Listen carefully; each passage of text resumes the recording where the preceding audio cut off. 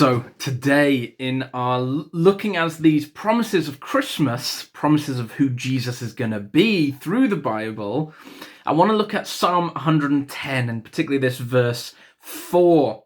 But to do that, I just want to cover some other Bible passages. So if we can be a bit cheeky, I've just got 3 short readings, which we'll just cover and then have a quick look at.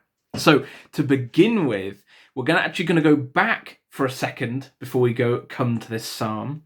So Genesis 14, I'm just going to read verse 18 to 20. So then Melchizedek, king of Salem, brought out bread and wine. He was the priest of God Most High. And he blessed Abraham and said, "Blessed be Abraham of God Most High, possessor of heaven and earth, and blessed be God Most High, who has delivered your enemies into your hand." And then Abraham gave this priest a tithe of all his stuff. Now, then let's just have a quick look at this Psalm 110 verse 4. This is what the Father says to Jesus. Psalm 110 verse 4. "The Lord has sworn and will not relent. You are a priest forever, according to the order of Melchizedek." And then if I can read one final thing, and this is this Hebrews chapter 5, and this just explains it a bit.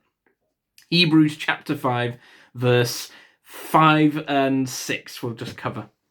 "So also Christ did not glorify himself to become high priest, but it was he who said to him, 'You are my son, today I have begotten you,'" which we looked at in Psalm 2. But then verse 6 of Hebrews 5, "As he also says in another place, 'You are a priest forever, according to the order of Melchizedek.'" Now, this Psalm 110, as this promise which really the Father's giving to Jesus, is that, and as well, actually, if I can just mention as well, the Magi, all these gifts they're giving these gifts to say Jesus is going to be this great king, this great priest, and this great sacrifice. Now, we've already had a little look at this great king, this son of David title, how Jesus is going to be this leader of all these saved people. After Jesus rescues us, he's then going to lead us as this divine king. But there are these other 2 aspects of this Christmas promise that the Magi are giving in their gifts, and we're having a look at. Jesus is also going to be this great priest. Now, the reason that people are excited about this Christmas in the Bible for this aspect is because in the beginning, do you remember with Eve, when she was separated from God, there's now a problem where now, let's say we even were able to be good again, or we're able to fix things, how could we talk to God? Because if you remember, Adam and Eve were thrown out of God's house. They're no longer living with him anymore. So now there's this problem. How can we even talk to God? Tell him that we need him. Tell him that we want him. How can we even talk to him? That's now this big problem that's happened in the Bible. And that is what this great Christmas promise is also going to do.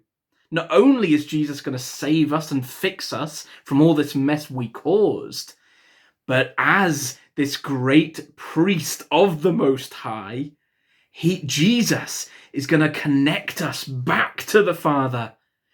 Through Jesus, we're going to start talking to God just as we always did. Through Jesus, this connection to God is going to be reestablished and stronger than ever. Why is it important in Psalm 110 that Jesus is this priest of Melchizedek forever? It's important because in Jesus, this connection we're now going to have to God is now never going to be broken as it was. If we trust Jesus and trust in this great priest who's coming in Christmas, this connection, this link, this relationship with God is never going to be broken. That curse, that separation we had, that's never going to happen ever again. Because Jesus, this great high priest, this great mediator, ambassador, intercessor, all of that, because Jesus is on the way, this link, this relationship with God is never going to be broken. And that's another reason people are so excited about Christmas.